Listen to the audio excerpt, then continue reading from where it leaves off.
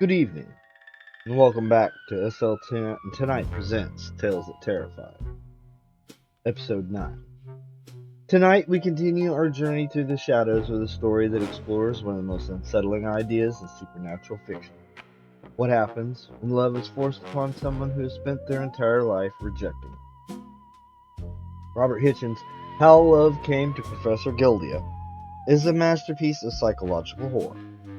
It tells the tale of a brilliant, coldly rational scientist who prides himself on living without emotion, until something begins to love him with a terrifying, suffocating intensity. This is not a story of monsters or violence. It is a story of invasion. The invasion of the heart and mind by an affection that cannot be reasoned with, escaped, or controlled.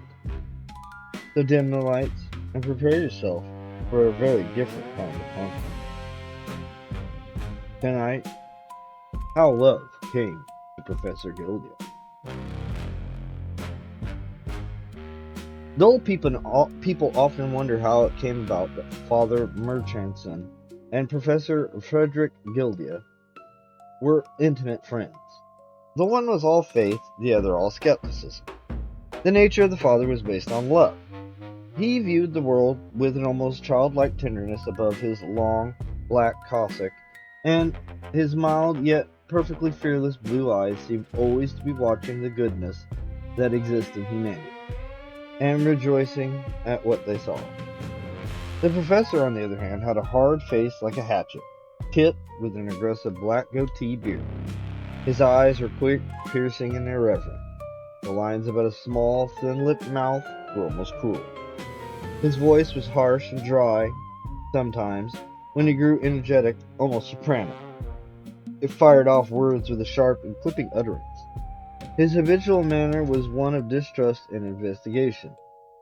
It was impossible to suppose that, in his busy life, he found any time for love, either of humanity in general or of an individual. Yet his days were spent in scientific investigations, which conferred immense benefits upon the world. Both men were celibates. Father Murchison was a member of an Anglican order which forbade him to marry. Professor Guildea had a poor opinion of most things, but especially of women. He had formerly held a post as lecturer at Birmingham. But when his fame as a discoverer grew, he removed to London. There, at a lecture he gave in East End, he first met Father Murchison. They spoke a few words. Perhaps the bright intelligence of the priest appealed to the man of science, who was inclined, as a rule, to regard the clergy with some contempt. Perhaps the transparent sincerity of this devotee, full of common sense, attracted him. As he was leaving the hall, he abruptly asked the father to call on him at his house in Hyde Park Place, and the father, who seldom went into West End except to preach, accepted the invitation.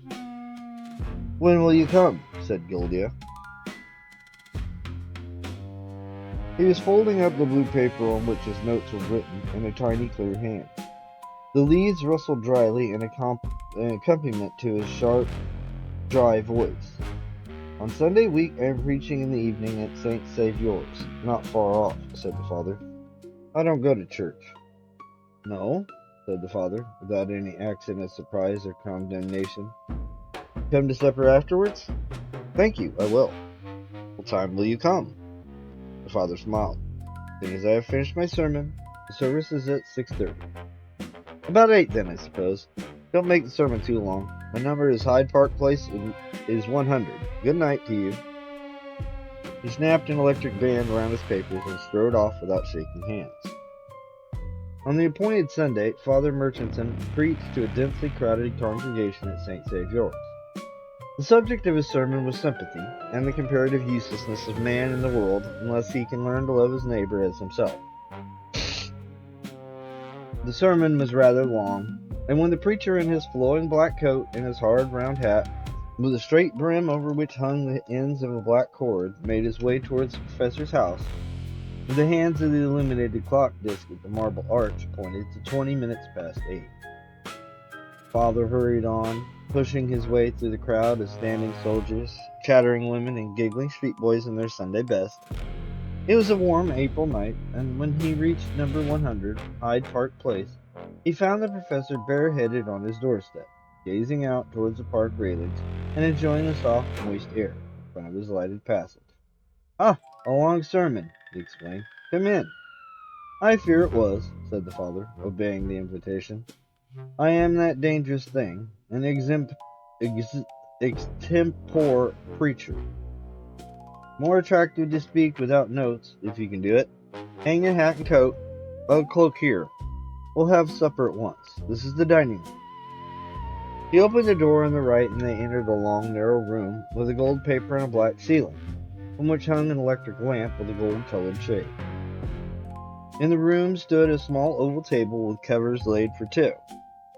The professor rang the bell. Then he said, "People seem to talk better at an oval table than a square one." "Really? Is that so?" "Well, I've had precisely the same party twice, once at a square table, once at an oval table. First dinner was a dull failure. Second, a brilliant success. Sit down, won't you?" "How do you account for the difference?" said the father, sitting down, and pulling the tail of his cassock well under him. "I know how you'd account for it." "Indeed, how then?" "At an oval table, since there's no corners, the chain of human sympathy, the electric current, is much more complete. Let me give you some soup."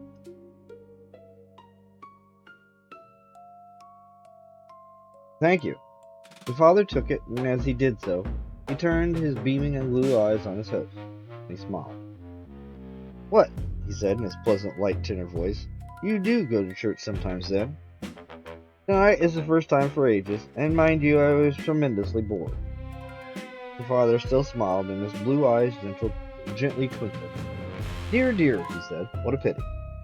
"But not by the sermon," Guildea added. "I don't pay a compliment. I state a fact. The sermon didn't bore me. If it had, I should have said so, or said nothing." "What would you have done?" The professor smiled almost genially. No, he said. "What wine do you drink?" "None, thank you. I'm a teetotaler. My profession, and may lo, it is necessary to be one. Yes, I will have some soda water. I think you would have done the first." "Very likely, and very wrongly. You wouldn't have minded much." "I don't think I should." They were intimate already. The father felt most pleasantly at home under the black ceiling. He drank some soda water and seemed to enjoy it more than the professor enjoyed his claret. "You smile at the theory of the chain of human sympathy, I see," said the father. "Then what is your explanation of the failure of your square party with corners, the success of your oval party without them?" "Probably on the first occasion the writ of assembly had a chill on his liver, while on the second he was in perfect health. Yet, you see, I stick to the oval table." "And that means?" "Very little. By the way, your omission of any allusion to the notorious part liver plays in love was a serious one tonight. Your omission of any desire for close human sympathy in your life is a more serious one." "How can you be sure I have no such desire?" "I divine it. Your look, your manner, tell me it is so. You were disagreeing with my sermon all the time I was preaching, weren't you?" "Part of the time." The servant changed the plates. He was a middle-aged, blond, thin man, with a stony white face, pale, prominent eyes, and an accomplished manner of service. When he had left the room, the professor continued. "Your remarks interested me, but I thought them exaggerated. For instance, let me play the egoist for a moment. I spend most of my time in hard work, very hard work. The results of this work, you will allow, benefit humanity." "Enormously," assented the father, thinking of more than one of Guildea's discoveries. "And the benefit conferred by this work, undertaken merely for its own sake, is just as great as if it were undertaken because I love my fellow man and sentimentally desire to see him more comfortable than he is at present. I'm as useful precisely in my present non-effectual condition, as I should be if I were full of gush as the sentimentalists who want to get murderers out of prison, or to put a premium on tyranny, like Tolstoy, but by preventing the punishment of tyrants. One may do great harm with affection, great good without it. Yes, that is true. Even le bon motif is not everything. I know. Still, I contend that given your powers, you would be far more useful in the world with sympathy, affection for your kind, added to them than as you are. I believe even that you would do still more splendid work. The professor poured himself another glass of claret. You noticed my butler? He said. I did. He's a perfect servant. He makes me perfectly comfortable, and yet he has no feeling of liking for me. I treat him civilly, I pay him well, but I never think of him or concern myself with him as a human being. I know nothing of his character, except that what I read of in his last master's letter. There are, you may say, no truly human relations between us. You would affirm that his work would be better done if I had made him personally like me as a man of any class can like man of any other class. I should, decidedly. I contend that he couldn't do his work better than he does at present.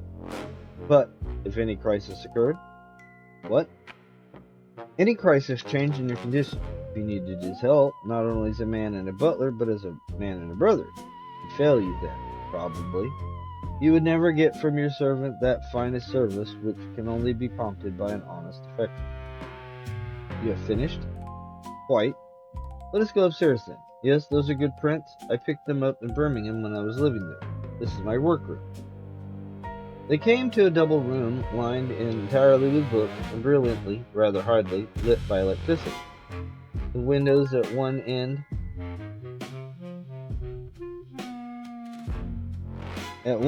looked onto the park, at the other onto the garden of a neighboring house. The door by which they entered was concealed from the inner and smaller room by the jutting wall of the outer room, in which stood a huge writing table loaded with letters, pamphlets, and manuscripts. Between the two windows of the inner room was a cage in which a large gray parrot was clambering, using both beak and claw to assist him in his slow, meditative peregrinations. You have a pet, said the father, surprised.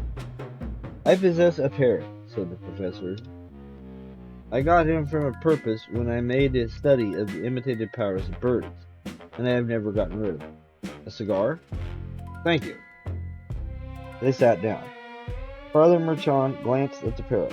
It had paused in its journey, and clinging to the bars of its cage, hers regarded them with attentive brown eyes that looked deliberately intelligent, but by no means sympathetic. He looked away from it to Guildea, who was smoking, with his head thrown back, a sharp pointed chin on which a small black beard bristled upturned. He was moving his underlip up and down rapidly. His action caused the beard to stir and look peculiarly aggressive. Father suddenly chuckled. "Why's that?" cried Guildea, letting his chin drop down on his breast and looking at his guest sharply. "I was thinking it would have to be a crisis indeed that would make you cling to your butler's affection for assistance." Guildea smiled too. "You're right, it would. Here he comes." The man entered with coffee. He offered it gently and retired like a shadow retreating on a wall. "Splendid, inhuman fellow," remarked Guildea. "I prefer the East End lad who does my errands in Bird Street," said the father. "I know all his worries. He knows some of mine. We are friends. He's more noisy than your man. He even breathes hard when he's especially solicitous, but he would do more for me than put the coals on my fire or black my square-toed boots. Men are differently made. To me, the watchful eye of affection would be abominable. What about that bird?" Father pointed to the parrot. It had gotten up on its perch, and with one foot lifted in an impressive, almost benedictory manner, was gazing steadily at the professor. "That's the watchful eye of imitation, with a mind at the back of it, desirous for reproducing the peculiarities of others. No, I thought your sermon tonight very fresh, very clever, but I have no wish for affection. A reasonable liking, of course, one desires." He tugged sharply at his beard, as if to warn himself against sentimentality. "But anything more would be most irksome, and would push me, I feel sure, towards cruelty. It would also hamper one's work." "I don't think so.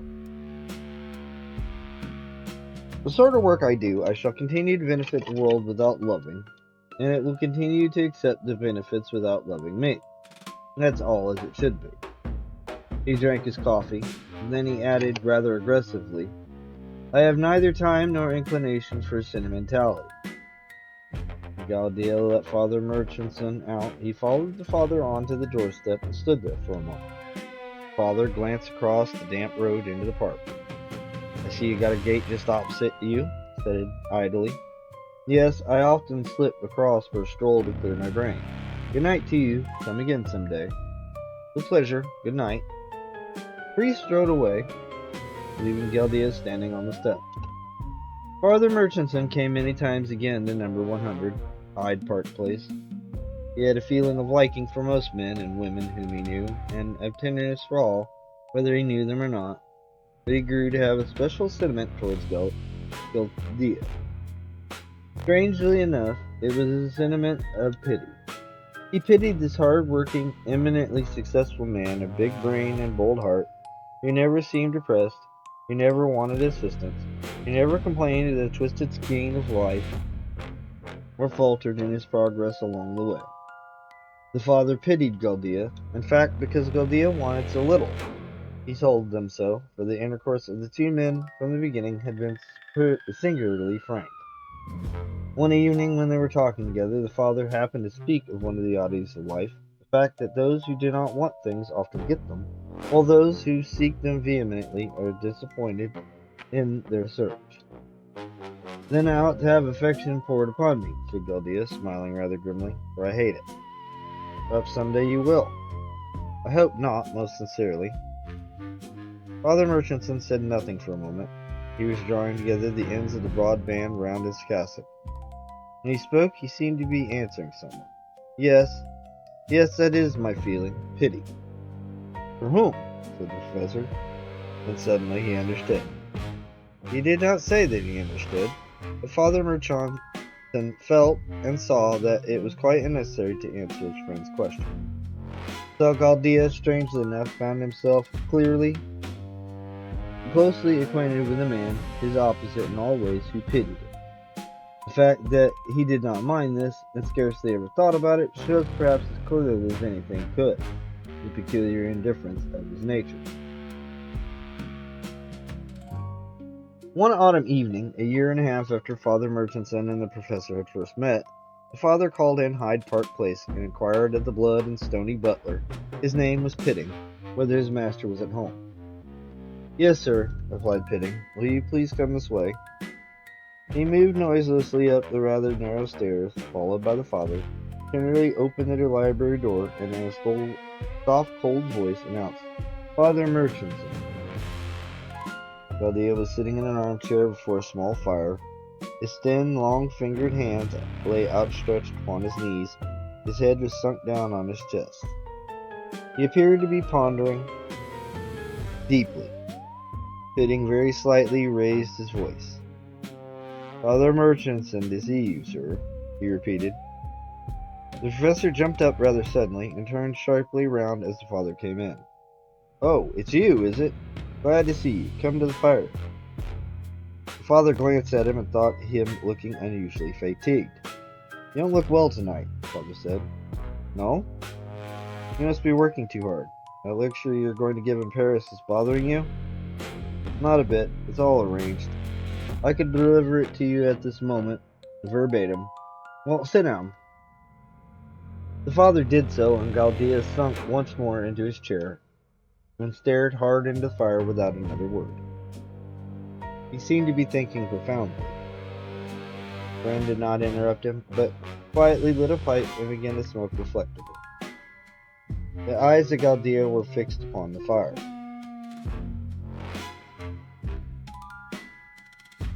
The father glanced about the room at the walls of soberly bound books, at the crowded writing table, at the windows, for which hung heavy, dark blue curtains of old brocade, at the cage which stood between them. The green baize cover was thrown over it. Father wondered why. He had never seen Napoleon, so the parrot was named, covered up at night before. While he was looking at the baize, Guildea suddenly jerked up his head, and taking his hands from his knees and clasping them, said abruptly, "You think I'm an attractive man?" Father Murchison jumped. Such a question coming from such a man astounded him. Bless me! What makes you ask? Do you mean attracted to the opposite sex? That's what I don't know, said the professor gloomily, and stared again into the fire. That's what I don't know. Father grew more astonished. Don't know, he exclaimed, and he laid down his pipe. Let's say, do you think I'm attractive, that there's anything about me which might draw a human being or an animal irresistibly to me? Whether you desired it or not? Exactly. Or, no, let's say definitely if I did not desire it. Father Murchison pursed up his rather full, cherubic lips, and little wrinkles appeared about the corners of his blue eyes. There might be, of course, he said, a pause. Human nature is weak, engagingly weak, Guildea, and you're inclined to flatter. I would understand a certain class of lady, the lion hunting, the intellectual lady, seeking you, your reputation, your great name. Yes, Guildea interrupted rather irritably. I know all that, I know. He twisted his long hands together, bending the palm outwards till his thin, pointed fingers cracked. His forehead was wrinkled in a frown. I imagine, he said. He stopped and coughed dryly, almost shrilly. I imagine it'd be very disagreeable to be liked, to be run after, that is the usual expression, isn't it, by anything one objected to?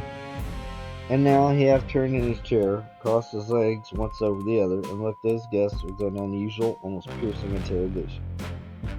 Anything? Said the father. Well, anyway, I imagine nothing could be more unpleasant. I don't, he said. I don't.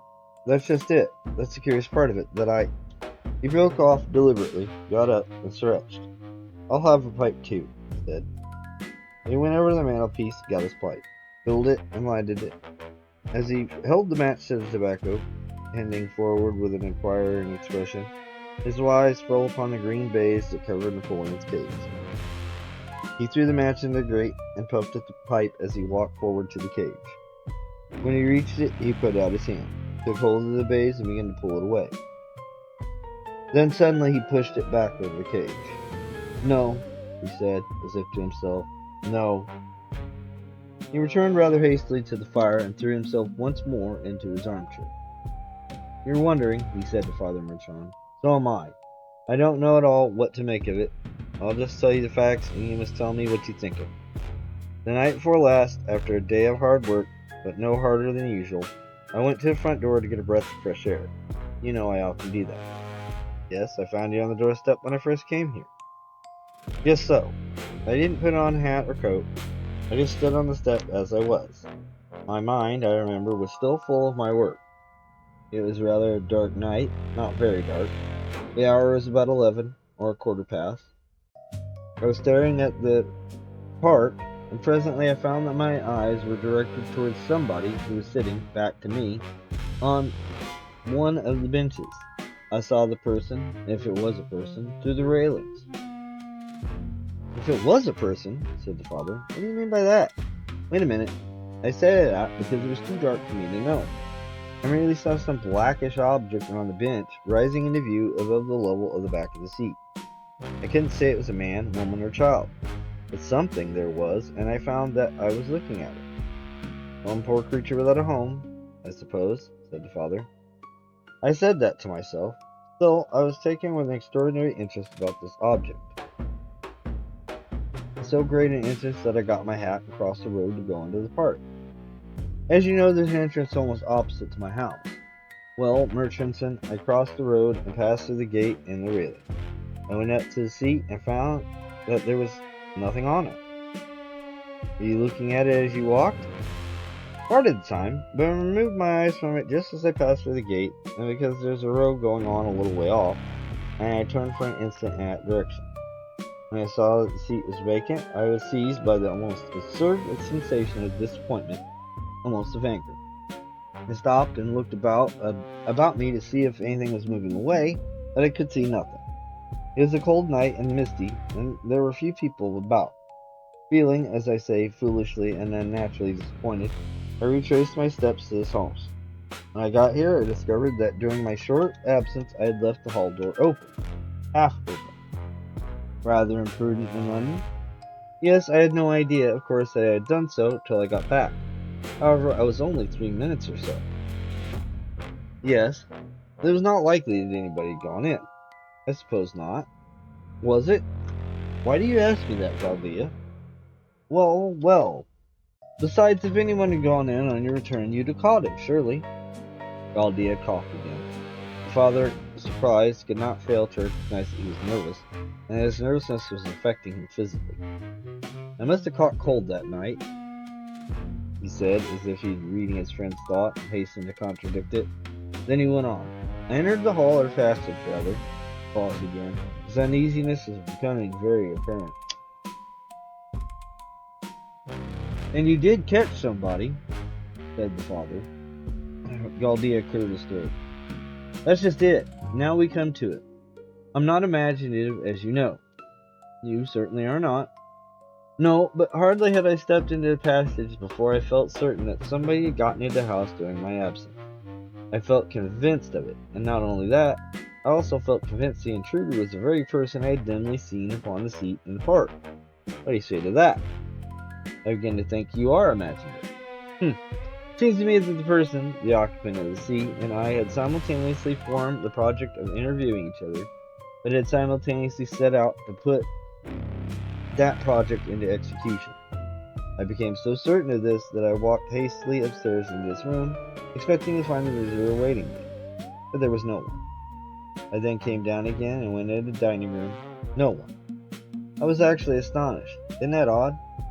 Well, said the father, quite gravely. The professor's chill and gloomy manner and uncomfortable, constrained appearance kept away the humor that might well have lurked around the steps of such a discourse. I went upstairs again, continued, sat down and thought the matter over. I resolved to forget it, and I took up a book. I might perhaps have been able to read, but suddenly I thought I stopped abruptly. Father Murchison observed that he was staring towards the green baize that covered the parrot's cage. But that's nothing, he said. Enough that I couldn't read, I resolved to explore the house. You know how small it is, how easy one can go all over it. I went in every room without exception. The servants who were having supper, I made some excuse. They were surprised at my advent, no doubt, and pitting. Oh, he got up politely when I came in, stood while I was there, but never said a word. I muttered, don't disturb yourselves, or something of the sort, and came out. Merchants and I had found nobody new in this house, yet I returned to this room entirely convinced that somebody had entered while I was in the park. And gone out again before he came back? No, had stayed and was still in the house. But my dear Guildea, began the father, now in great astonishment, surely, I know what you want to say, what I should want to say in your place. Now do wait, I am also convinced that the visitor had not left the house and is at this moment in it. He spoke with evident sincerity, with extreme gravity. Father Murchison looked him full in the face and met his quick, keen eyes. No, he said, as if in reply to an uttered question. I am perfectly sane, I assure you. The whole matter seems almost as indescribable to me as it must to you. But as you know, I never quarrel with facts, however strange. I merely tried to examine them thoroughly. I have already consulted a doctor and pronounced in perfect body health. He paused, as if expecting the father to say something. Go on, Guildea. You haven't finished. No, I felt that night positive that somebody had entered the house and remained in it. And my conviction grew. I went to bed as usual, and contrary to my expectations, slept as well as I generally do. Yet directly I woke up yesterday morning, I knew that my household had been increased by one. May I interrupt you for one moment? How did you know it? By my mental sensation. I can only say that I was perfectly conscious of a new presence within my house, close to me. How very strange, said the father. And you feel absolutely certain that you're not overworked. Your brain does not feel tired. Your head is quite clear. Quite. I was never better. When I came down to breakfast that morning, I looked sharply into Pitting's face. He was as coldly placid and inexpressive as usual. It was evident to me that his mind was in no way distressed. After breakfast, I sat down to work, all the time ceaselessly conscious of the fact of this intruder upon my privacy. Nevertheless, I labored for several hours, waiting for any developments that might occur to clear the way the mysterious obscurity of this event. I lunched. About 2:30, I was obliged to go out and attend a lecture. I therefore took my coat and hat, opened my door, and stepped on to the pavement. I was instantly aware that I was no longer intruded upon, and this, although I was now in the street, surrounded by people. Consequently, I felt certain that the thing in my house must be thinking of me, perhaps even spying upon me. Wait a moment, interrupted the father. What was your sensation? Was it one of fear?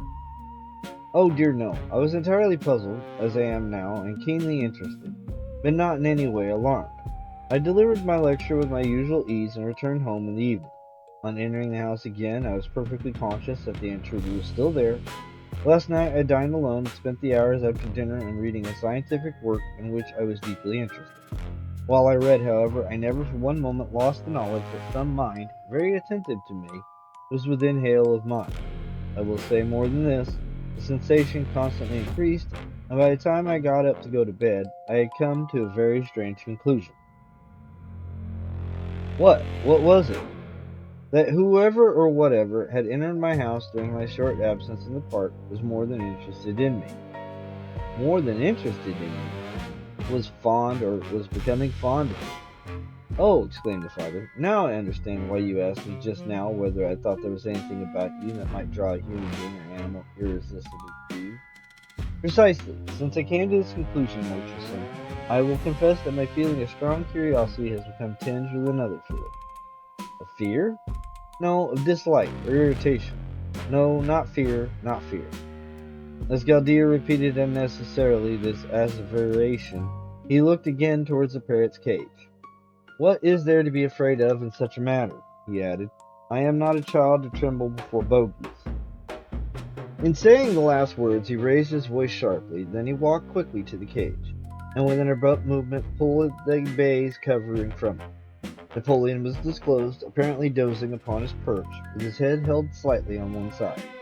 As the light reached him, he moved, ruffled the feathers about his neck, blinked his eyes, and began to slowly sidle to and fro, thrusting his head forward and drawing it back with an air of complacent, though rather unmeaning, energy.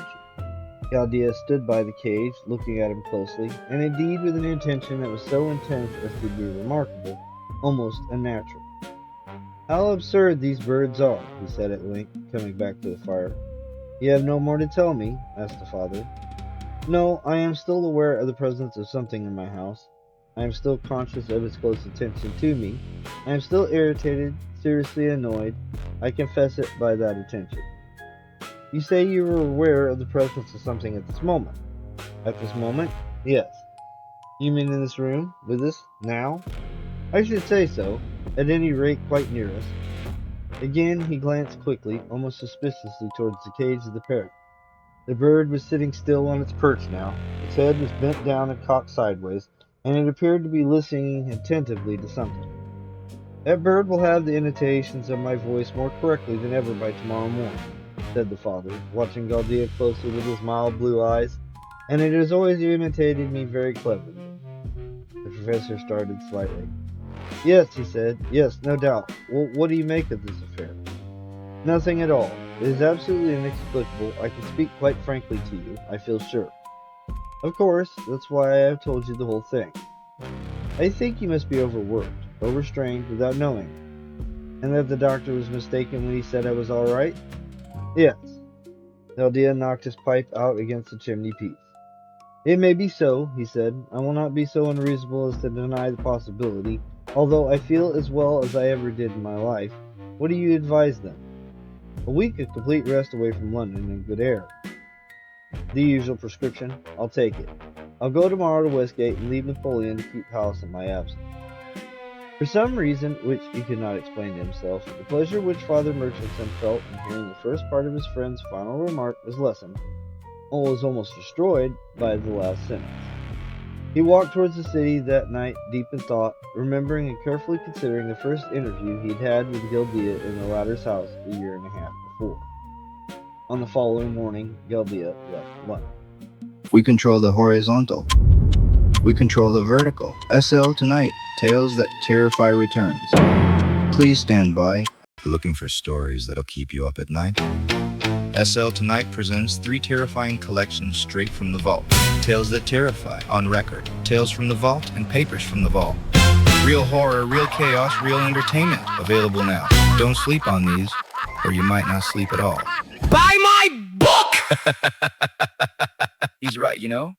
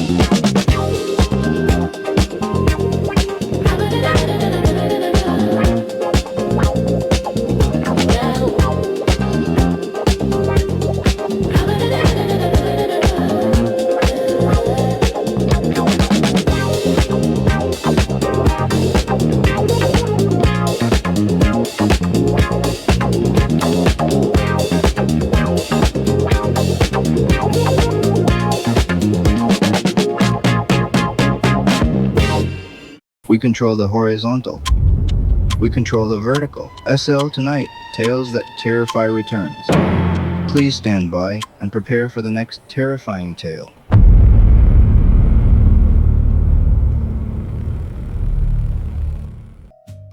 Father Murchison was so busy a man that he had little time for brooding over the affairs of others. During Guildea's week at the sea, however, the father thought about him a great deal, with much wonder and some dismay.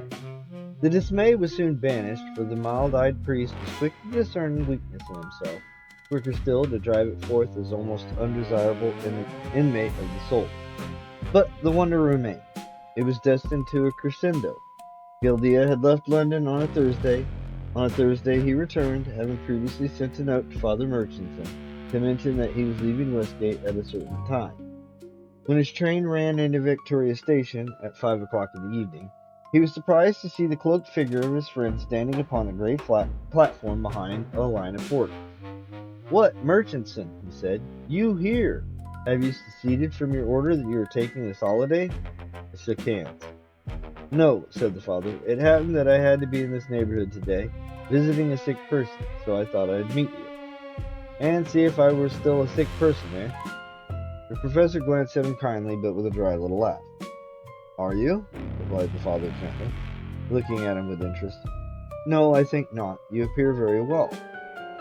The sea air had in fact put some brownish red in Guildea's always thin cheeks. His keen eyes were shining with life and energy, and he walked forward in his loose gray suit and fluttered overcoat with a vigor that was noticeable, carrying easily in his left hand his well-fitted Gladstone bag. Father felt completely reassured. "I never saw you look better," he said. "I never was better. Have you an hour to spare?" "2. "Good. I'll send my bag up by cab, and we'll walk across the park to my house and have a cup of tea there. What do you say?" "I shall enjoy it." They walked out of the station yard, past the flower girls and newspaper sellers towards the Grosvenor Place. "And you've had a pleasant time," the father said. "Pleasant enough. I'm lonely. I left my companion behind me in the passage of number 100, and you'll not find him there now, I feel sure." Said Guildea. "What a precious weakling you think me, Richardson." As he spoke, he strode forward more quickly, as if moved to emphasize the sensation of bodily victory. A weakling? No. But anyone who uses his brain as persistently as you do yours must require an occasional holiday. And I required one very badly, eh? You required one, I believe. Well, I've had it, and now we'll see. The evening was closing in rapidly. They crossed the road at Hyde Park Corner and entered the park, in which were a number of people going home from work, men in corduroy trousers, caked with dried mud, and carrying tin cans slung over their shoulders, and flat panniers in which lay their tools. Some of the younger ones talked loudly or whistled shrilly as they walked. Until the evening, murmured Father Murchison to himself. What? Asked Guildea. I was only quoting the last words of the text, which seemed written upon life, especially upon the life of pleasure. Man goeth forth to his work and to his labor. Ah, those fellows are not half bad fellows to have in an audience. There were a lot of them at the lecture I gave when I first met you, I remember. One of them tried to heckle me. He had a red beard. Chaps with red beards are always hecklers. I laid him low on that occasion. Well, Murchison, and now we're going to see. What? Whether my companion has departed. Tell me, do you feel any expectation of again thinking something is there? How carefully you choose language. No, I merely wondered. You have no apprehension, not a scrap, but I confess to feeling curious. Then the sea air hasn't taught you to recognize that the whole thing came from overstrain. No, said Guildea very dryly. He walked on in silence for a minute, then he added, You thought it would? I certainly thought it might. Make me realize that I had a sickly, morbid, rotten imagination, eh? Come now, Murchison, why not say frankly that you packed me off to Westgate to get rid of what you consider an acute form of hysteria? My father was quite unmoved by this attack. Come now, Guildea, he retorted. What did you expect me to think? I saw no indication of hysteria in you, and never have. One would suppose you the last man likely to have such a malady, but which is more natural, for me to believe in your hysteria or in the truth of such a story as you told me? You have me there. No, I mustn't complain. Well, there's no hysteria about me now, at any rate. I'm no stranger in your house. Oh. Father Murchison spoke the last words with earnest gravity, dropping the half-bantering tone, which they had both assumed. You take the matter very seriously, I believe, said Guildea, also speaking more bravely. How else can I take it? You wouldn't have me laugh at it when you tell me seriously. No, if we find my visitors still in the house, I may even call upon you to exercise it. But first, I must do one thing, and that is, prove to you as well as to myself that it is still there. That might be difficult, said the father, considerably surprised by Guildea's matter-of-fact tone. I don't know. If it has remained in my house, I think I can find a means. And I shall not be at all surprised if it is still there, despite the Westgate air. Saying the last words, the professor relapsed into his former tone of dry shock. Father could not quite make up his mind whether Guildea was feeling unusually grave or unusually gay. As the two men drew near to Hyde Park Place, their conversation died away, and they walked forward silently into the gathering darkness. Here we are, said Guildea at last. He thrust his key into the door, opened it, and let Father Murchison into the passage, following him closely and banging the door. Here we are, he repeated in a louder voice. The electric light was turned on in anticipation of his arrival. He stood still and looked around. We'll have some tea at once, he said. Ah, Pitting. The pale butler, who had heard the door bang, moved gently forward from the top of the stairs that led to the kitchen, greeted his master respectfully, took his coat and Father Murchison's cloak, and hung them on two pegs against the wall. All right, Pitting, all is as usual, said Guildea. Quite so, sir. Bring me up some tea to the library. Yes, sir. Pitting retreated. Guildea waited till he disappeared, then opened the dining room door, put his head into the room, and kept it there for a moment, standing perfectly still. Presently he drew back into the passage, shut the door, and said, Let's go upstairs. Father Murchison looked at him inquiringly, but made no remark. They ascended the stairs and came into the library. Guildea glanced rather sharply around. A fire was burning on the hearth, the blue curtains were drawn, The bright gleam of the strong electric light fell on the long rows of books on the writing table, very orderly in the consequence of Guildea's holiday, and on the uncovered cage of the parrot. Guildea went up to the cage.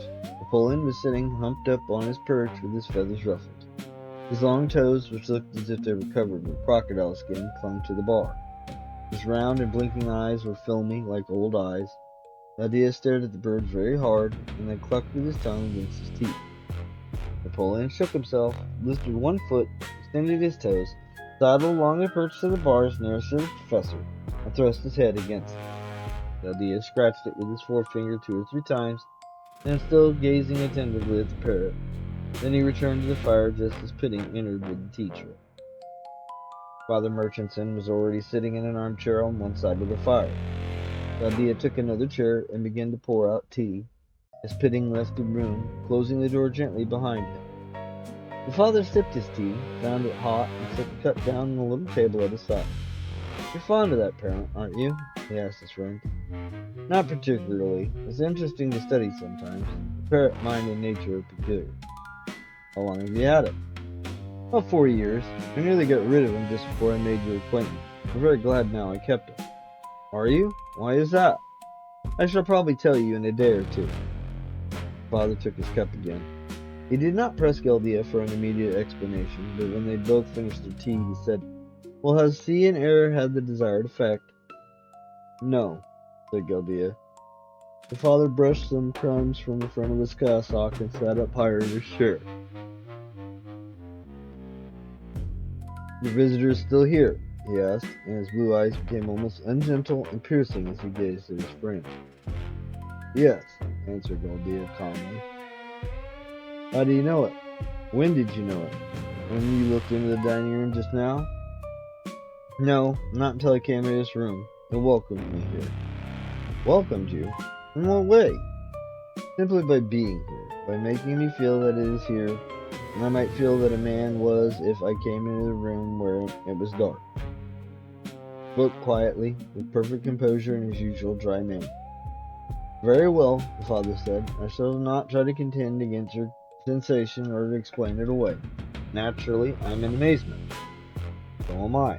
Never has anything in my life surprised me so much. Murchison, of course I cannot expect you to believe more than that I honestly suppose. Imagine, if you like, that there is some intruder here, of which kind I am totally unaware. I cannot expect you to believe that there really is anything. If you were in my place, I in yours, should certainly consider you the victim of some nervous delusion. I could not do otherwise. But wait, don't condemn me for a hysteria patient or a madman for 2 or 3 days. I feel convinced that unless I am indeed unwell, a mental invalid, which I don't think is possible, I shall be able very shortly to give you some proof that there is a newcomer in my house." "You don't tell me what kind of proof." "Not yet. Things must go a little farther first, but perhaps even tomorrow I may be able to explain myself more fully. In the meanwhile, I'll say this, that if eventually I can't bring any kind of proof that I'm not dreaming, I'll let you take me to any doctor you like, and I'll resolutely try to adopt your present view, that I'm suffering from an absurd delusion. That is your view, of course." Father Murchison was silent for a moment, then he said, rather doubtfully, "It ought to be." "But isn't it?" asked Guildea, surprised. "Well, you know, your manner is enormously convincing. Still, of course, I doubt. How can I do otherwise? The whole thing must be fancy." The father spoke as if he were trying to recoil from the mental position he was being forced to take up. "It must be fancy," he repeated. "I'll convince you by more than my manner, and I'll try not to convince you at all," said Guildea. When they parted that evening, he said, "I'll write you in a day or two, probably. I think the proof I'm going to give you has been accumulating during my absence, but I shall soon know." Father Murchison was extremely puzzled as he sat on top of the omnibus going home. In 2 days' time, he received a note from Guildea asking him to call, if possible, the same evening. This he was unable to do, as he had an engagement to fulfill at some East End gathering. The following day was Sunday. He wrote saying he would come on the Monday, and got a wire shortly afterwards. "Yes, Monday, come to dinner, 7:30, Guildea." At 7:30, he stood on the doorstep of number 100. Pitting let him in. Is the professor quite well, Pitting? Father inquired as he took off his cloak. I believe so, sir. He has not made any complaint. Will you come upstairs, sir? Guildea met them at the door of the library. He was very pale and somber, and shook his hands carelessly with his friend. Give us dinner, he said to Pitting. As the butler retired, Guildea shut the door rather cautiously. Father Murchison had never before seen him look so disturbed. You're worried, Guildea, Father said. Seriously worried. Yes, I am. The business is beginning to tell on me a good deal. Your belief in the presence of something here continues, then? Oh dear, yes. There is no sort of doubt about the matter. The night I went across the road in the park, something got in the house, though what the devil it is I can't yet find out. But now, before we go down to dinner, I'll just tell you something about that proof I promised you. Remember? Naturally. Can't you imagine what it might be? Father Murchison removed his head to express a negative reply. Look about the room, said Guildea. What do you see? Father glanced around the room slowly and carefully. Nothing unusual. You do not mean to tell me there is an appearance of... Oh, no, there's no conventional white-robed cloud-like figure. Bless my soul, no. I haven't fallen so low as that. He spoke with considerable irritation. Look again.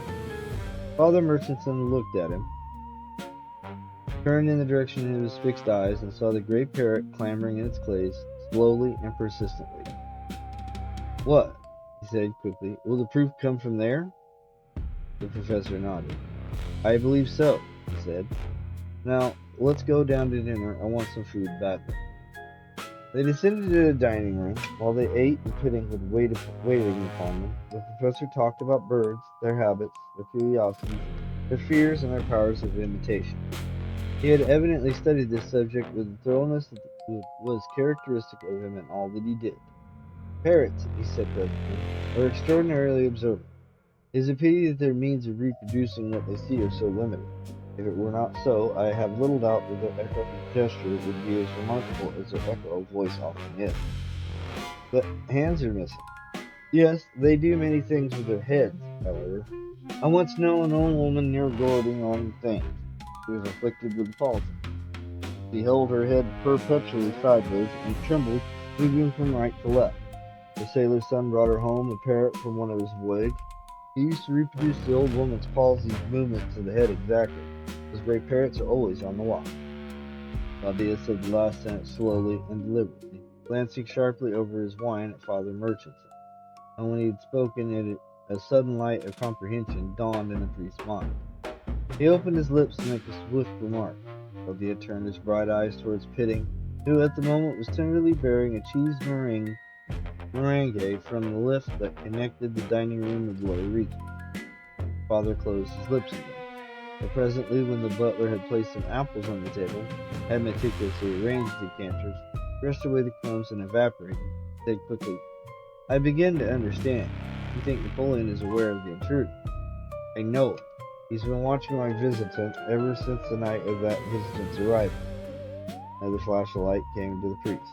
That's why you covered him with green baize when you... Exactly, an act of cowardice.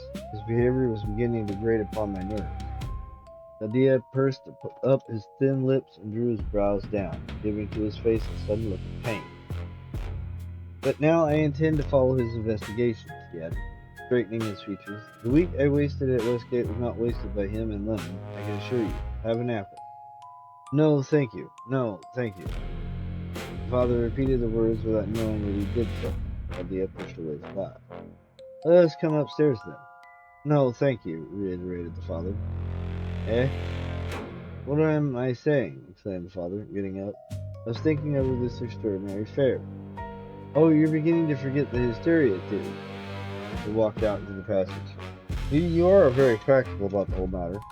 Why not? There's something very strange and abnormal come into my life. What should I do but investigate it closely and calmly? What indeed? The father began to feel rather bewildered under a sort of compulsion which seemed laid upon him to give earnest attention to a matter that ought to strike him, so he felt, as entirely absurd.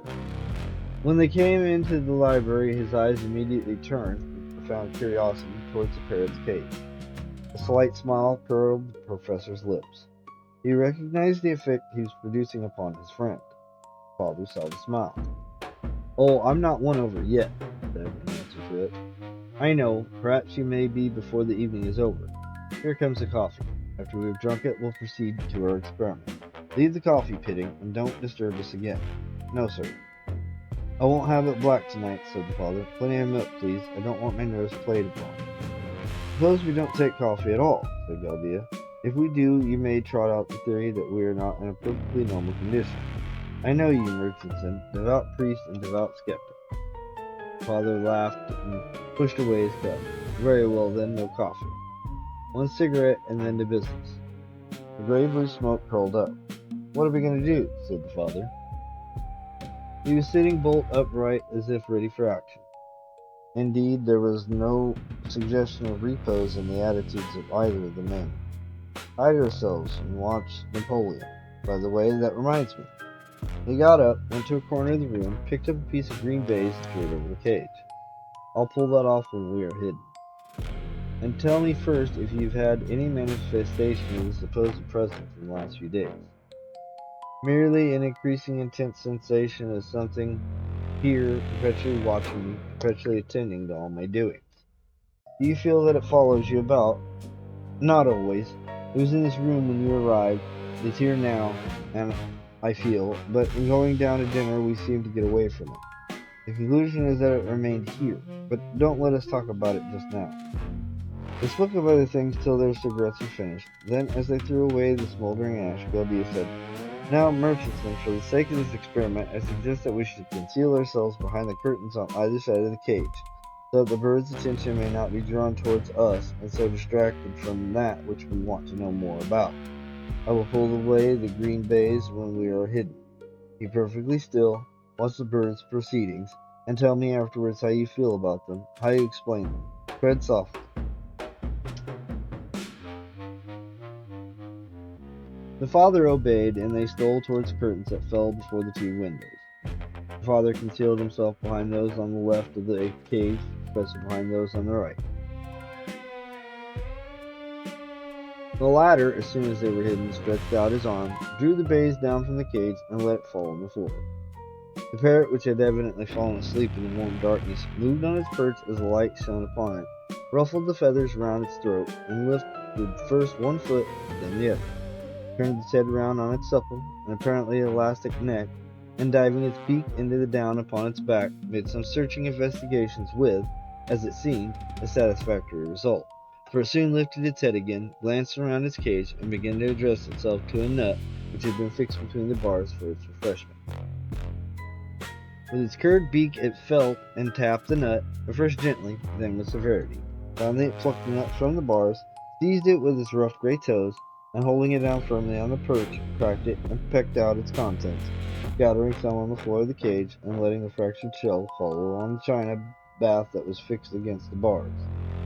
This accomplished, the bird paused meditatively, extending one leg backward, and went through the elaborate process of wing stretching that made it look as if it were lopsided and deformed. With its head reversed, it again applied itself to a subtle and exhaustive search among the feathers of its wing.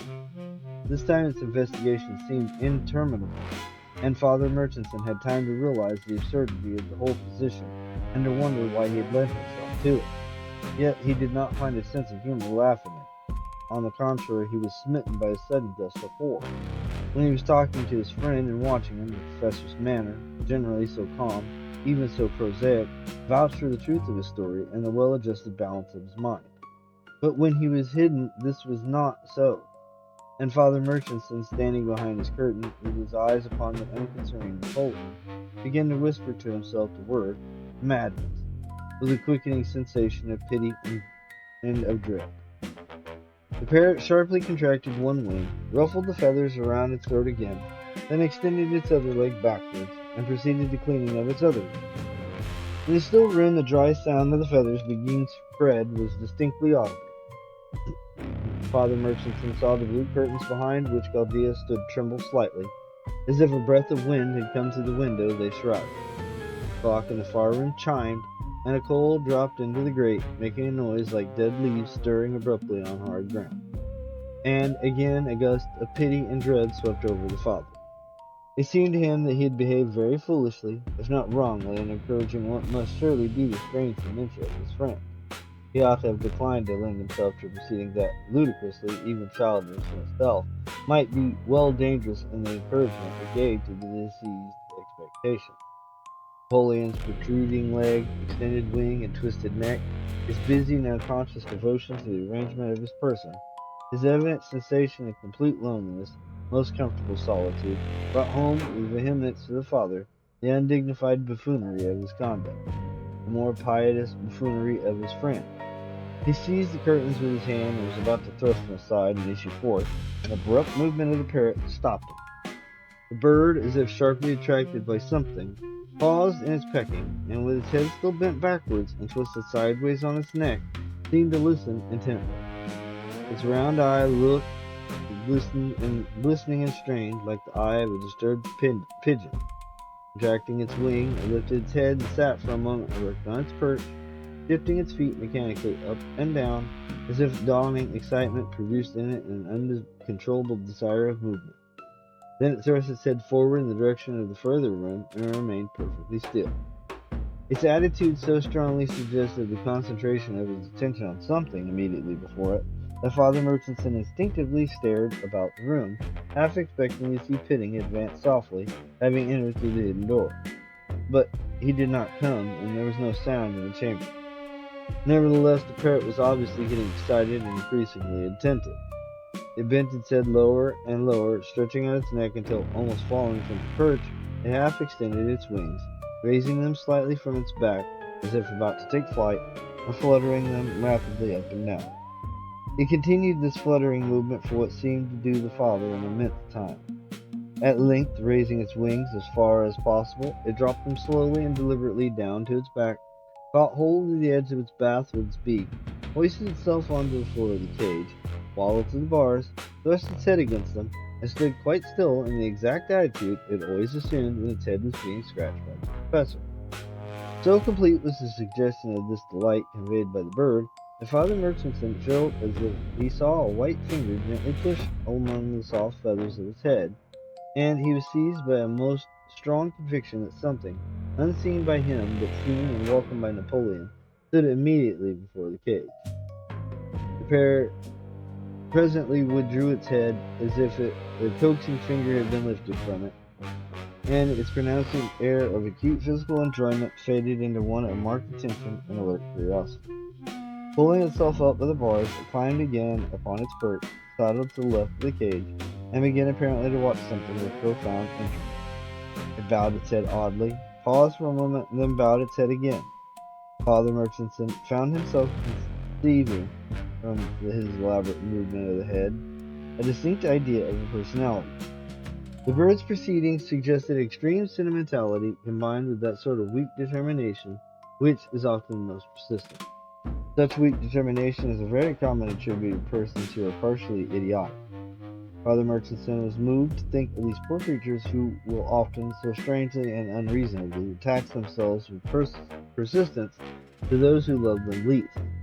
Like many priests, he had had some experience of them, for the amorous idiot is peculiarly sensitive to the attraction of preachers. This bowing movement of the parrot recalled to his memory a terrible pale woman who for a time haunted all churches in which he ministered, who was perpetually endeavoring to catch his eye, and who always bent her head with an obsequious and cunning conscious smile when she did so. The parrot went on bowing, making a short pause between each genuflection, and it is waited for a signal to be given that it called into play its imitative faculty. Yes, it's admiring an idiot, Father Murchison found himself saying as he watched. And he looked again about the room, but saw nothing, except the furniture, the dancing fire, and the serried ranks of the books. Presently the parrot ceased from bowing, and assumed the concentration and stretched attitude of one listening very keenly. He opened his beak, showing his black tongue, shut it, and then opened it again. The father thought he was going to speak, but he remained silent, although it was obvious he was trying to bring out something. He bowed again 2 or 3 times, paused, and then again opening his beak made some remark. The father could not distinguish any words, but the voice was sickly and disagreeable, a cooing and at the same time querulous voice, like a woman's, he thought, and he put his ear nearer to the curtain, listening with almost feverish attention. The bowing was resumed, but this time Napoleon added to it a sidling movement, affectionate and affected, like the movement of a silly and eager thing, nestling up to someone or giving someone a gentle and affirmative nudge. Again the father thought of that terrible pale woman who had haunted churches. Several times he had come upon her waiting for him after evening service. Once she had hung her head, smiling, and lolled out her tongue and pushed against him sideways in the dark. He remembered how his flesh had shrunk from the poor thing, thick loathing of her that he could not banish by remembering that her mind was all astray. The parrot paused, listened, opened his beak, and again said something in the same dove-like, amorous voice, full of sickly suggestion, and yet hard, even dangerous in his intonation. A loathsome voice, the father thought it, but this time, although he heard the voice more distinctly than before, he could not make up his mind whether it was like a woman's voice or a man's, or perhaps a child. It seemed to be a human voice, and yet oddly sexless. In order to resolve his doubt, he withdrew into the darkness of the curtain, ceased to watch Napoleon, and simply listened with keen attention, striving to forget that he was listening to a bird, and to imagine that he was overhearing a human being in conversation. After 2 or 3 minutes' silence, the voice spoke again, and at some length, apparently repeating several times an affectionate series of ejaculations, with a cooing emphasis that was unutterably mawkish and offensive. The sickliness of the voice, its falling intonations, and its strange indelicacy, combined with a die-away softness and meretricious refinement, made the father's flesh creep. Yet he could not distinguish any words, nor could he decide on the voice's sex or age. One thing alone he was certain of as he stood still in the darkness, was such a sound could only proceed from something peculiarly loathsome, could only express a personality unendurably abominable to him, if not to everybody. The voice presently failed in a sort of husky gasp, and there was a prolonged silence. It was broken by the professor, who suddenly pulled away the curtains that hid the father and said to him, "Come out now and look." The father came into light, blinking, glancing towards the cage, and saw Napoleon poised motionless on one foot with his head under his wing. He appeared to be asleep. The professor was pale, and his immobile lips were drawn into an expression of extreme disgust. "Ugh," he said. He walked to the windows of the further room, pulled aside the curtains, and pushed the glass up, letting in the air. The bare trees were visible in the gray gloom outside. Guildea leaned out for a minute, drawing the night air into his lungs. Presently he turned round to the father and exclaimed abruptly, "Pestilent, isn't it?" "Yes, most pestilent." "Ever hear anything like it?" "Not exactly." "Nor I. It gives me nausea, Murchison, absolute physical nausea." He closed the window and walked uneasily about the room. "What do you make of it?" he asked, ever later. "How do you mean, exactly? Is it man's, or woman's, or child's voice?" "I can't tell. I can't make up my mind." "Nor can I." "Have you heard it often?" "Yes, since I returned from Westgate. There are never any words that I can distinguish. What a voice!" Spat into the fire. "Forgive me," he said, throwing himself down in a chair. "It turns my stomach, literally." "And mine," said the father truly. "The worst of it is," continued Guildea, with a high nervous accent, "that there's no brain with it, none at all, only the cunning of idiocy." The father started at this exact expression of his own conviction by another. "Why do you start like that?" said Guildea, with a quick suspicion which showed the unnatural condition of his nerves. "Well, the very same idea occurred to me." "What?" "That I was listening to the voice of something idiotic."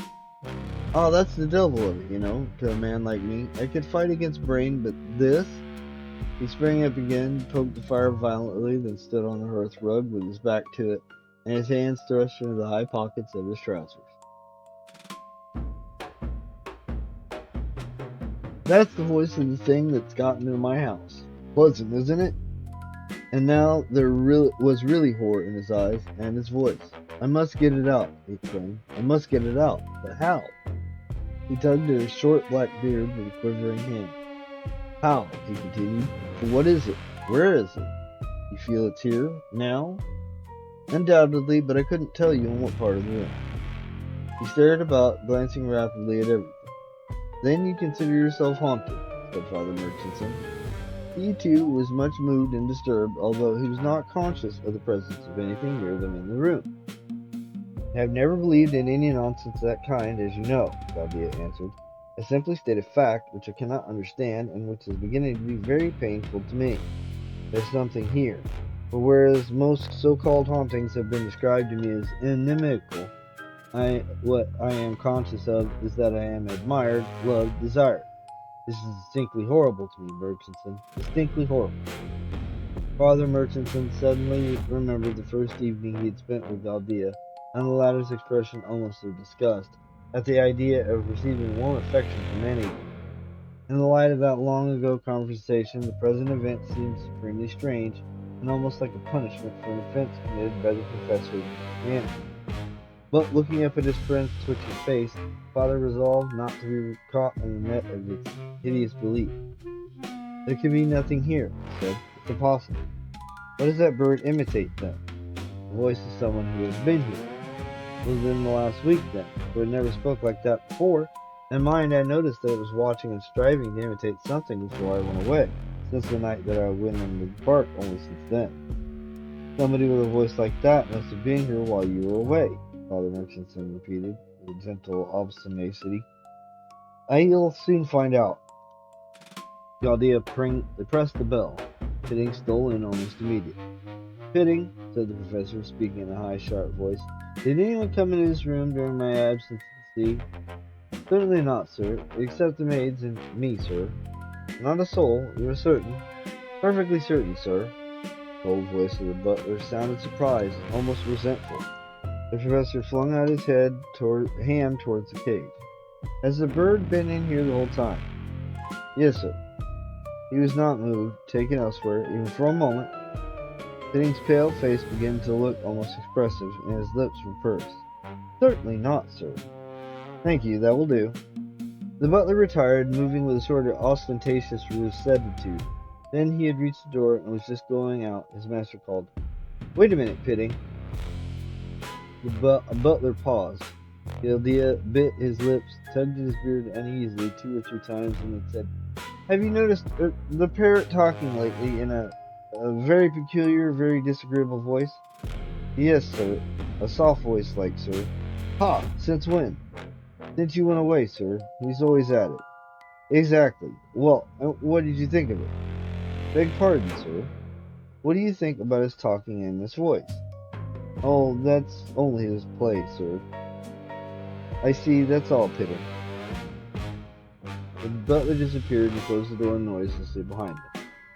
Guildea turned his eyes on his friend. There, you see? He said. It's certainly very odd, said the father. Very odd indeed. You're certain you have no maid who talks at all like that? My dear Murchison, would you keep a servant with such a voice about you for 2 days? No. My housemaid has been with me for 5 years, and my cook for 7. You've heard Pitting speak. The 3 of them make up my entire household. The parrot never speaks in a voice it has not heard. Where has it heard that voice? But we hear nothing? No, nor do we see anything. But it does. It feels something too. Didn't you observe it presenting its head to be scratched? Certainly, it seems to be doing so. It was doing so. Father Murchison said nothing. He was full of interested discomfort that was almost amounted to apprehension. Are you convinced? Said Guildea, rather irritably. No, the whole matter is very strange, but till I hear, see, or feel, as you do, the presence of something, I cannot believe. You mean that you will not? Perhaps. Well, it is time I went. Guildea did not try to detain him, but he said, as he let him out, Do me a favor, come again tomorrow night. The father had an engagement. He hesitated, looked into the professor's face, and said, I will. At 9 I will be with you. Good night. When he was on the pavement, he felt relieved. He turned around, saw Guildea stepping into his passage, and shivered.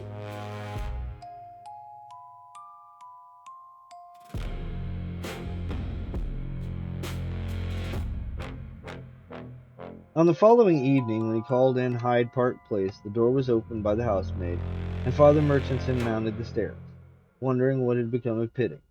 He was met at the library door by Guildea, and was painfully struck by the alteration in his appearance. His face was ashen in hue, and there was lines beneath his eyes. The eyes themselves looked excited and horribly forlorn. His hair and dress were disordered, and his lips twitched continually, as if they were shaken by some acute nervous apprehension. "What has become of Pitting?" asked the father, grasping Guildea's hot and feverish hand. "He has left my service." "Left your service?" exclaimed the father in utter amazement. "Yes, this afternoon." "May one ask why?" "I'm going to tell you. It's all part and parcel of this most odious business. You remember once discussing the relations men ought to have with their servants?" "Ah!" cried the father, with a flash of inspiration. "The crisis has occurred?" "Exactly," said the professor, with a bitter smile. "The crisis has occurred. I called upon Pitting to be a man and a brother. He responded by declining the invitation. I upbraided him. He gave me warning. I paid him his wages and told him he'd go at once. And he is gone. What are you looking at me like that for?" "I don't know," said Father Murchison, hastily dropping his eyes and looking away. "Why," he added, "Napoleon is gone too. I sold him today to one of those shops in Shaftesbury Avenue." "Why?" "He sickened me with his abominable imitations of his intercourse with... Well, you know what he was at last night. Besides, I have no further need of his proof to tell me I am not dreaming, and being convinced as I am now that all I have thought to have happened actually happened, I care very little about convincing others. Forgive me for saying so, Murchison, but I am now certain that my anxiety to make you believe in the presence of something here really arose from some faint doubt on that subject within myself. All doubt has now vanished. Tell me why." "I will." Both men were standing by the fire. They continued to stand while Guildea went on. "Last night I felt it." "What?" cried the father. "I say the last night I was going upstairs to bed, I felt something accompanying me and nestling up against me." "How horrible!" exclaimed the father, involuntarily. Guildea smiled drearily. "I will not deny the horror of it. I cannot, since I was compelled to call on Pitting for assistance. But tell me, what was it? At least, what did it seem to be?" "It seemed to be a human being. It seemed, I say, and what I mean exactly is that the effect upon me was rather that of human contact than of anything else. But I could see nothing, hear nothing. Only 3 times I felt this gentle but determined push against me, as if to coax me and to attract my attention. The first time it happened I was on the landing outside his room, with my foot on the first stair. I will confess to you, Murchison, that I bounded upstairs like one pursued. That is the shameful truth. Just as I was about to enter my bedroom, however, I felt the thing entering with me, and, as I have said, squeezing with loathsome, sickening tenderness against my side. Then," paused, turning towards the fire, and leaned his head on his arm. The father was greatly moved by the strange helplessness and despair of the attitude. He laid his hand affectionately on Guildea's shoulder. Then, Guildea lifted his head. He looked painfully abashed. "Then, Murchison, I'm ashamed to say I broke down, suddenly, unaccountably, in a way I should have thought wholly impossible to me. I struck out with my hands to thrust the thing away. It pressed more closely to me. The pressure, the contact became unbearable to me. I shouted out for Pitting. I believe I must have cried, 'Help!' He came, of course?" "Yes, with his usual soft, unemotional quiet. Calm, its opposition to my excitement and disgust and horror, must, I suppose, have irritated me. I was not myself. No. He stopped abruptly then. "But I need hardly tell you that," he added, with most piteous irony. "And what did you say to Pitting?" "I said that he should have been quicker. He begged my pardon. His whole voice really maddened me, and I burst out into some foolish, contemptible diatribe, called him a machine, taunted him, then, as I felt that some loathsome thing nestled once more to me, begged him to assist me, to stay with me, not to leave me alone. I meant in the company of my tormentor. Whether he was frightened, or whether he was angry at my unjust or violent manner and speech a moment before, I don't know. In any case, he answered that he was engaged as a butler, and not to sit up all night with people. I suspect he thought I had taken too much to drink. No doubt that was it. I believe I swore at him as a coward. This morning he said he wished to leave my service. I gave him a month's wages, and a good character as a butler. and sent him off at once. But the night, how did you pass it? I sat up all night. Where, in your bedroom? Yes, with the door open to let it go. You felt that it stayed. It never left me for a moment, but it did not touch me again. When it was light, I took a bath, lay down for a little while, but did not close my eyes. After breakfast, I had the explanation with Pitting and paid him. Then I came up here. My nerves were in a very shattered condition. While I sat down, tried to write, to think, but the silence was broken in the most abominable manner. How? By the murmur of that appalling voice, that voice of the love-sick idiot, sickly but determined. Ugh! He shuddered in every limb. Then he pulled himself together, resumed, with a self-conscious effort, his most determined, most aggressive manner, and added, I couldn't stand that. I had come to the end of my tether, so I sprang up, ordered a cab to be called, seized the cage, and drove with it to a bird shop in Shaftesbury Avenue. There I sold the parrot for a trifle, I think.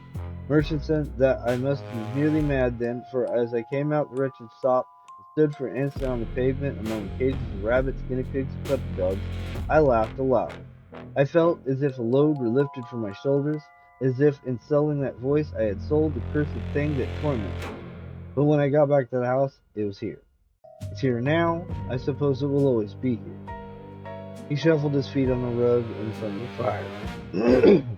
What on earth am I to do? He said. I'm ashamed of myself, Mershon, but I suppose there are things in the world that certain men simply can't endure. Well, I can't endure this, and there's an end of the matter. The father was silent. In presence of extraordinary distress, he did not know what to say. He recognized the uselessness of trying to comfort Guildea, and he sat with his eyes turned, almost moodily, to the ground. And while he sat there, he tried to give himself to the influences within the room, to feel all that was within it. He even, half unconsciously, tried to force his imagination to play tricks with him.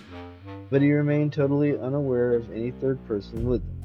At length he said, Guildea, I cannot pretend to doubt the reality of your misery here. You must go away, and at once. When is your Paris lecture?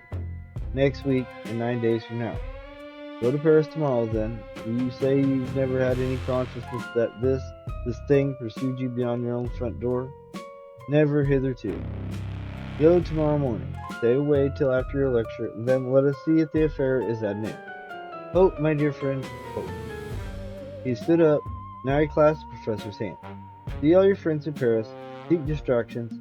I would ask you also to seek other help. He said the last words with a gentle, earnest gravity, and simplicity that touched Guildea. He returned his hand clasp almost warm.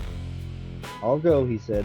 I'll catch the 10 o'clock train, and tonight I'll sleep at a hotel at the Grosvenor, that close to the station. It will be more convenient for the train. As Father Murchison went home that night, he kept thinking of that sentence. It will be more convenient for the train. The weakness in Guildea that had prompted his utterance appalled him. No letter came to Father Murchison from the professor during the next few days, and this silence reassured him, for it seemed to betoken that all was well. The day of the lecture dawned and passed. On the following morning, the father eagerly opened the Times and scanned its pages to see if there were any reports of the great meeting of scientific men which Guildea had addressed. He glanced up and down the columns with anxious eyes, and suddenly his hands stiffened as they held the sheets. He had come upon the following paragraph. We regret to announce that Professor Frederick Guildea was suddenly seized with severe illness yesterday evening while addressing a scientific meeting in Paris.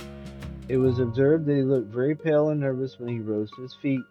Nevertheless, he spoke in French fluently for about a quarter of an hour. Then he appeared to become uneasy. He faltered and glanced about like a man apprehensive or in severe distress. He even stopped once or twice and seemed unable to go on, to remember what he wished to say. But pulling himself together with an obvious effort, he continued to address the audience. Suddenly, however, he paused again, edged furtively along the platform as if pursued by something which he feared, struck out with his hands, uttered a loud, harsh cry, and fainted. The sensation in the hall was indescribable. People rose from their seats, women screamed, and for a moment there was a veritable panic. It is feared the professor's mind must have temporarily given way owing to overwork.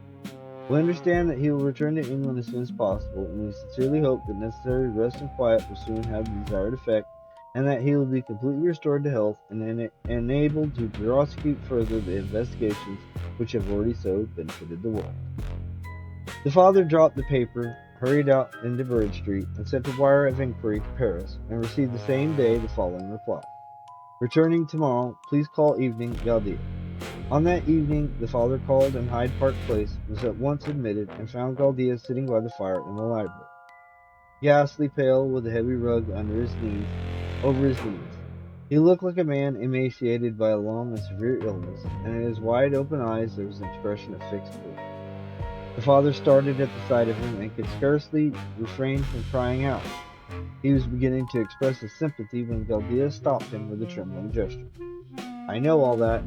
I know, this Paris affair," he faltered and stopped. "You ought never have gone," said the father. "I was wrong. I ought not have advised your going. You were not fit." "I was perfectly fit," he answered with an irritability of sickness, "but I was accompanied by that abominable thing." He glanced hastily around him, shifted his chair, and pulled the rug higher over his knees. The father wondered why he was thus wrapped up. The fire was bright and red, and the night not very cold. "I was accompanied to Paris," he continued, pressing his upper teeth upon his lower lip. He paused again, obviously striving to control himself, but the effort was vain. There was no resistance in the man. He writhed in his chair and suddenly burst forth in a tone of hopeless lamentation. "Murchison, this being, thing, whatever it is, no longer leaves me even for a moment. It will not stay here unless I am here, for it loves me, persistently, idiotically. It accompanied me to Paris, stayed with me there, pursued me to the lecture hall, pressed against me, and caressed me while I was speaking. It will return with me here. It is here now." He uttered a sharp cry. "Now, as I sit here with you. It is nestling up to me, fawning upon me, touching my hands. Man, can't you feel that it is here?" "No," the father answered truly. "I try to protect myself from its loathsome contact," Guildea continued, with fierce excitement, clutching the thick rug with both hands. "But nothing is of any avail against it. Nothing. What is it? What can it be? Why should it have come to me that night?" "Perhaps as a punishment," said the father with a quick softness. "For what?" "You hated affection. You put human feeling aside with contempt. You desired to have no love for anyone, nor did you desire to receive any love from anything. Perhaps this is punishment." Guildea stared into his face. "Do you believe that?" he cried. "I don't know, but it may be so. Try to endure it, even to welcome it. Possibly then the persecution will cease." "I know it means me no harm," Guildea exclaimed. "It seeks me out of affection. It is led to me by some amazing attraction which I exercise over it ignorantly. I know that. But to a man of my nature that is the ghastly part of the matter. If it would hate me, I could bear it. If it would attack me, if it would try to do me some dreadful harm, I should become a man of it. I should be braced to fight against it. But this gentleness, this abominable solicitude, this brainless worship of an idiot, persistent, sickly, horribly physical, I cannot endure. What does it want of me? What would it demand of me? It nestles to me. It leans against me. I feel its touch, like the touch of a feather, trembling about my heart, as if it sought to number my pulsations, to find out the innermost secrets of my impulses and desires. No privacy is left to me." Sprang up excitedly. "I cannot withdraw," he cried. "I cannot be alone, untouched, unworshipped, unwatched for even 1/2 second. Murchison, I am dying of this. I am dying." He sank down again in his chair, staring apprehensively on all sides, with the passion of some blind man deluded in the belief that by his furious and continued effort he will attain sight. The father knew well that he sought to pierce the veil of the invisible, and have knowledge of the thing that loved him. "Guildea," the father said, with an instant earnestness, "try to endure this. Do more. Try to give this thing what it seeks." "But it seeks my love." "Learn to give it your love, and it may go, having received what it came for." "You talk like a priest. Suffer your persecutors. Do good to them that spitefully use you." "You talk as a priest." "As a friend, I spoke naturally, indeed, right out of my heart.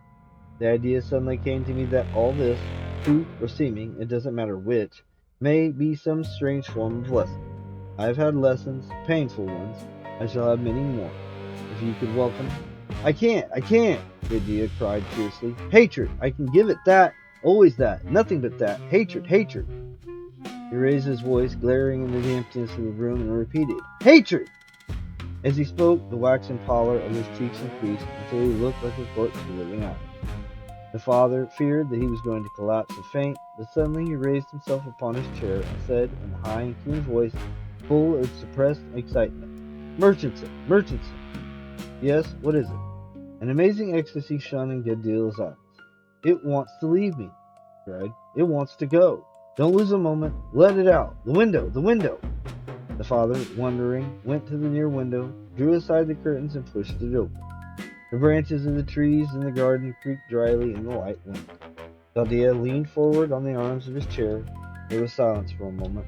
Then Guildea, speaking in a rapid whisper, said, "No, no, open this door, open the hall door. I feel that it will return the way it came. Make haste, I'll go."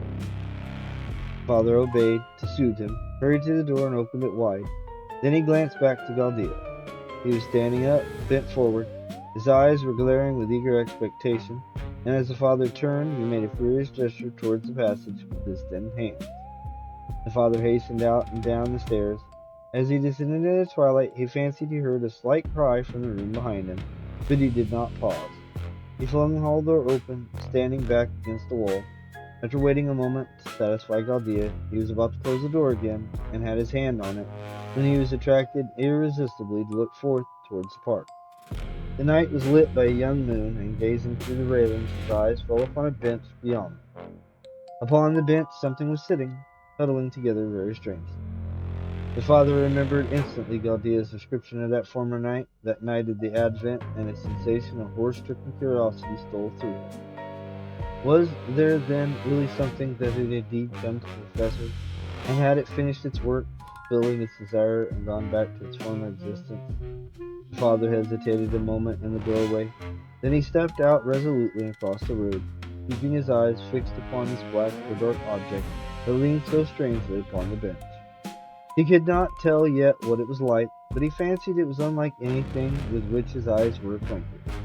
He reached the opposite path and was about to pass through the gate in the railings when his arm was brusquely grasped.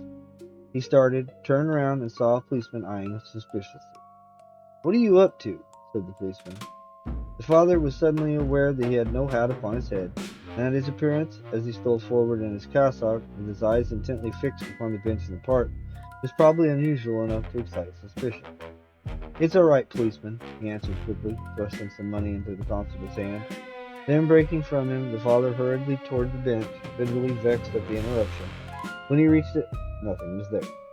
Guildea's experience had been almost exactly repeated, and, filled with unreasonable disappointment, the father returned to the house, entered it, shut the door, and hastened up the narrow stairway into their eyes. On the hearthrug, close to the fire, he found Guildea laying with his head lolled against the armchair from which he had recently risen. There was a shocking expression of terror on his convulsed face. On examining him, the father found he was dead. The doctor who was called in said that the cause of death was failure of the heart. When Father Murchison was told this, he murmured, "Failure of the heart? It was that, then." He turned to the doctor and said, "Could it have been prevented?" The doctor drew on his gloves and answered, "Possibly, if it had been taken in time. Weakness of the heart requires a great deal of care. The professor was too much absorbed in his work. He should have lived very differently." The father nodded. Yes, he said, sadly.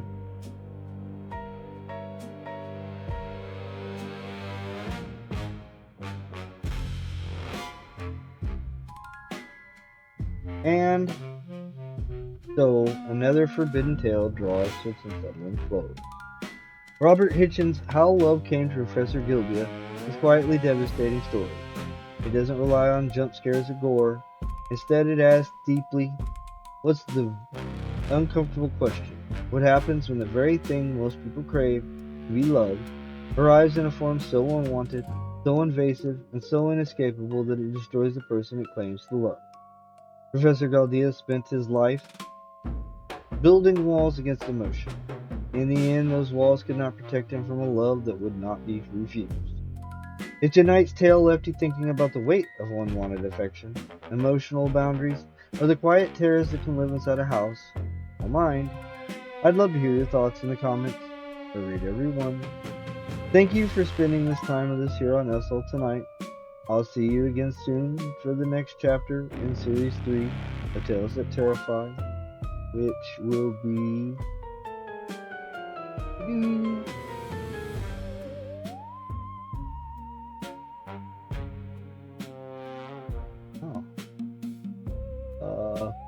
well, it'll be something. So, till then, be careful what you invite into your life, and sleep well, if you can.